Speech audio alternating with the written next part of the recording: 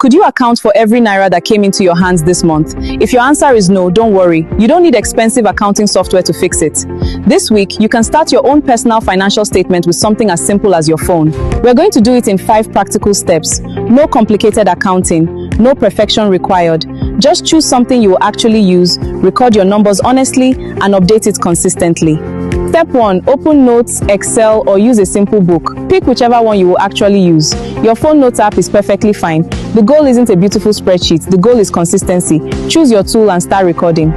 Step 2. List every source of income for this month. Include your salary, business profits, side hustle, allowance, gifts, dividends, and referral bonuses. Don't leave out small amounts. Record everything that came in and total it. That is your gross income. Step 3. List all your expenses by category. Separate needs like rent, food, transport, and health. Then wants like outings, data, fashion, and subscriptions. Finally, record your future allocations, savings, investing, and giving. This is where you discover where your money really goes.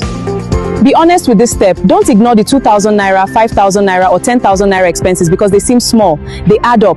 Your financial statement should show your real spending, not the version of your spending you wish was happening.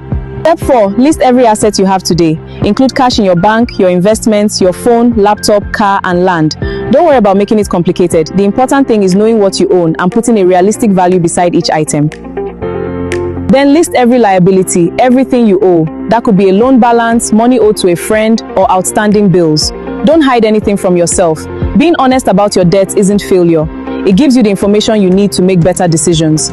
Step 5. Calculate your net income. Take your total income and subtract your total expenses. That gives you your net income. This number shows whether you have money left over to build with or whether your expenses are consuming everything you earn. Then calculate your net worth. Take your total assets minus your total liabilities. These two numbers, net income and net worth, give you a powerful snapshot of your financial health. They help you see whether you're growing financially or leaking money.